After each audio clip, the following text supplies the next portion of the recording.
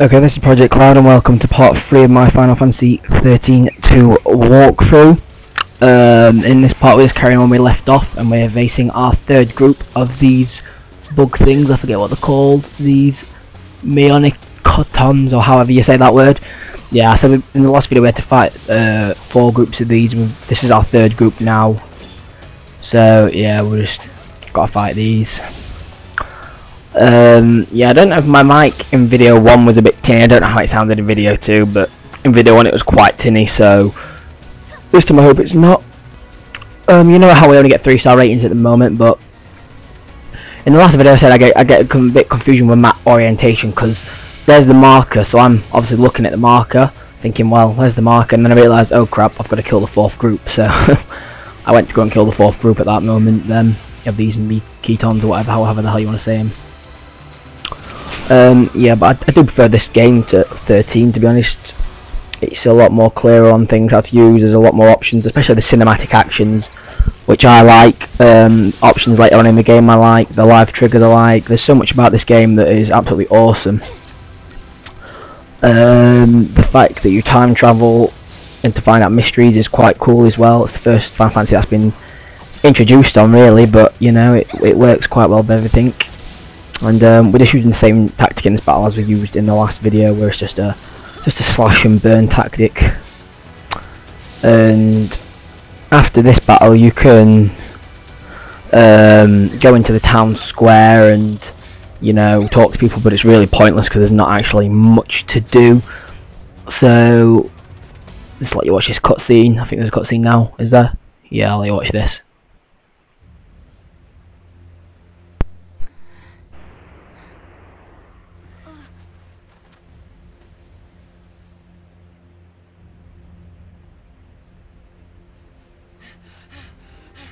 Hey, Sarah, are you okay? Yeah. Mackie. Yeah. Gotta go. Okay.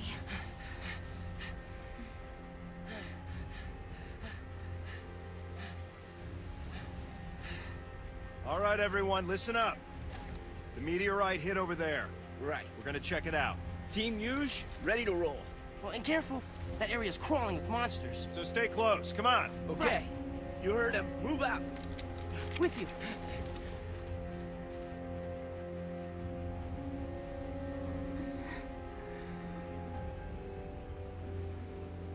You're okay. She took a hit, but she's gonna be fine. She just needs some rest. Thank goodness. And thank you. Whoever you are. No, Christ. Okay. And before I forget, it wasn't just me. You should probably thank this little guy, too.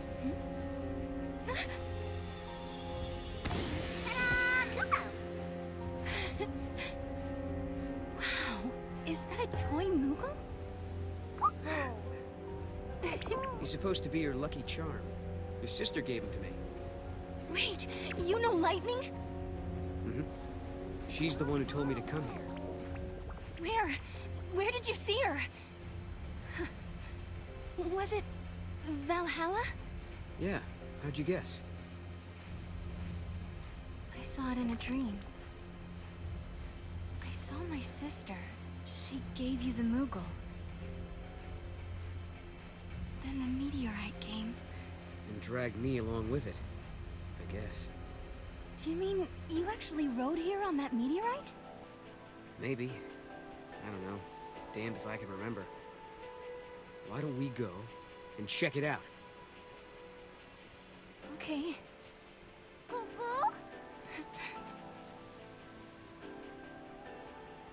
Now I know for sure.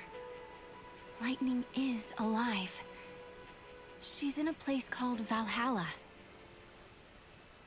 I'd only just met Noel, but I believed him. I believed every word he said. Even though it couldn't possibly be true. It seems like only yesterday. The smile on Lightning's face when she gave her blessing for Snow and me to get married. But I'm the only one who ever remembered that. No one believes. It's just a dream, they say. From when I slept in the crystal. An illusion. They say my sister is gone. That 3 years ago she sacrificed herself to stop the fall of Cocoon.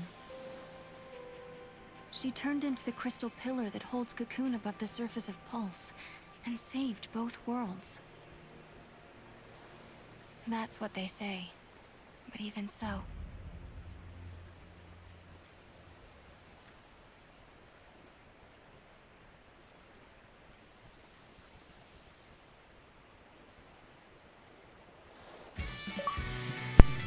I got the early ride achievement, which I don't really know what it is because I didn't look, but yeah, for now you can go into the town square, but it's pointless because there is absolutely nothing to do. So yeah, you can ride beach jump over things. I was trying to follow Null, but then realised you don't.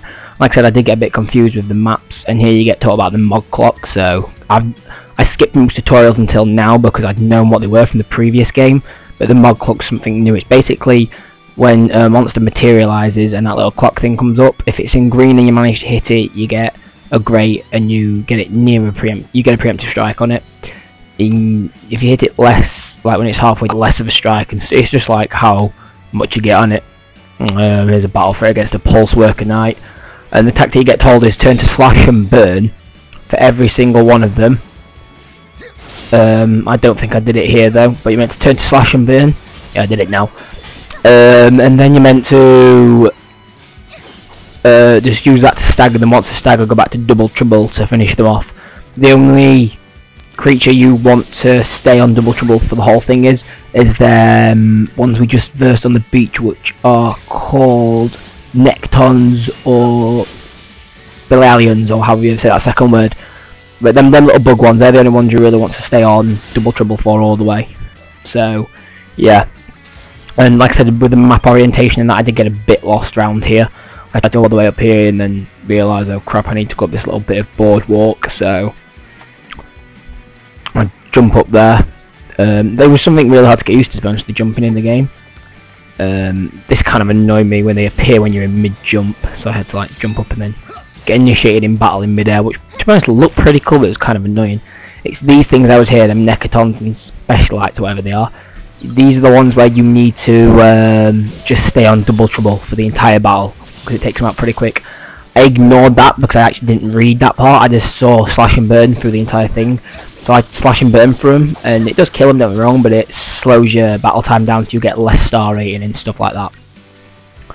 So yeah, so that's the only real reason why. I only got a 3-star rating, and I think I ended up getting 5 against them when I actually pay attention to the fact that I've got to use double trouble on them. That's when I really start doing it.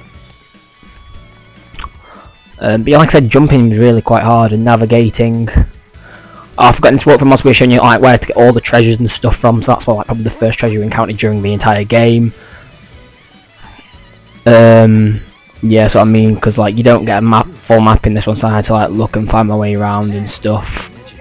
So I apologise if the first couple of videos I'm like really disorientated. It's because I haven't got a clue where to go half the time. There's actually 2 treasure spheres like that one there, which I can't obtain for the time being, but later on in the walkthrough I can go back and obtain them, and I've already done that, so I'll be show you that here. Yeah, these Necatons again, you just want to stay in double trouble, except from I was being a bit of a douche, and I didn't in the first battle, but I did in this one, and I get a 5-star rating, I think. Yep, there you go, your first 5-star rating, so that's pretty cool. Just pay attention to the guide, Cloud, attention to the guide. So yeah, I found another. Also another thing, your Mog helps you in this one, like find treasures and stuff like that. It's pretty cool. And that's a map of New Bodom, which I think I used straight away. New, just a primer showing you what it is and that. So yeah, it was pretty cool. This new one. I use it now though to see where I'm going. Because it is kind of disorientating. And I was like looking, how do you get to these places, and then I realised that you can't really get to them yet where them 2 treasure spheres are. And there's a live trigger that I missed. I could have talked to him, but I didn't for some reason. Don't know why, I just didn't talk to him. I just like, no, screw you, Godot. Screw you, I don't want to talk to you, man. You're ginger, go away. I don't know the battle. This annoyed me because I was like, I was there like pointing at them and it wasn't letting me hit them, and I didn't even get a preemptive strike. They ended up just attacking me, which was really quite annoying. But this is another one of these battles where you want to go to slash and burn to stagger them, and then go to double trouble if they're still alive when staggered, because some enemies you can kill before stagger with using slash and burn. So yeah.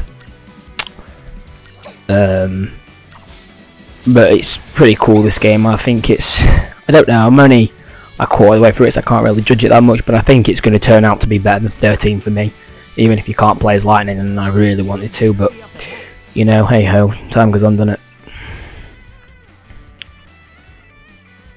it? Yeah. So I mean, I'm here, like, and there's another treasure sphere here, and this one contains Phoenix Downs, I think, or potions, I can't remember. Liver Arscope, see, I was completely wrong there. I jumped down here to see a battle with the Pulse Knight even. Pulse White Knights are extremely good, well, Pulse Soldier later on in the game, sorry, the Knights, so I was thinking. For those of you who have played the demo, you'll know that later on you can capture monsters in the game. That's a pretty cool feature, to be honest. And you can have monsters fight alongside you. And I've actually got a Pulse Knight, so like the upgraded version of the Soldier, what I'm versing now. And yeah, I've got that fully maxed out on the Crystal Area and that, and it's like a level 20, I think. So it's pretty cool. I'm also going to be following the guide's maximum development for each character when I'm like using the Crystal Rarium on this one. So yeah. Let's just jump down here. I don't know why I started all this again, but I did. So I was like disoriented. I was just trying to find everything at first. I didn't really know how to use the guide properly, because the guide was a lot different. Like in the guide for every like area, you've normally got a map that's accompanied. In this one, you have the guide that tells you how to get through it with no map, and then the map's like on a completely separate page. So I had to like, you know, once I got used to using it, it was alright, but at first it was rather annoying. So yeah, these battles are pretty much the same thing.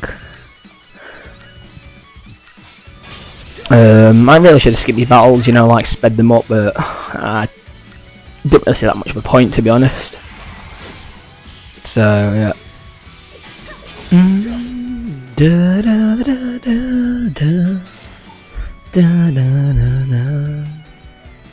Yeah, I tried to go to that treasure sphere down there, but you know, I can't jump onto it, much to my disgust. But before you leave New Bodom, you can actually go and get that treasure sphere and another one that's around that area, so it wasn't too bad. And to be honest, yeah, I may have like had battled more than I way needed to here, but it was worth it, 'cause, you know, I'm going to get more Crystal Rarium CP, so I'm going to be able to boost my characters a bit quicker and stuff like that. And also, if you notice that the Mog turns into weapon for Sarah, depending on what role she's in.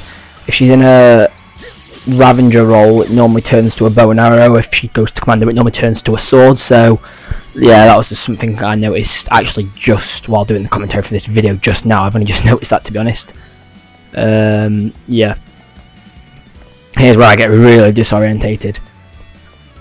I don't know why, but for some reason I was trying to jump down there. I just really couldn't figure out why.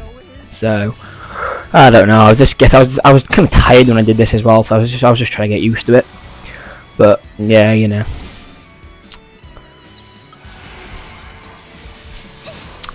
Not really much else to say. I mean, the first boss battle's coming up in the next video, I think. I'm not too sure. I think it is, but yeah, that's just what I think. Anyway, this is it. Stay tuned for part 4. Project Cloud. Rate, comment, subscribe. Peace.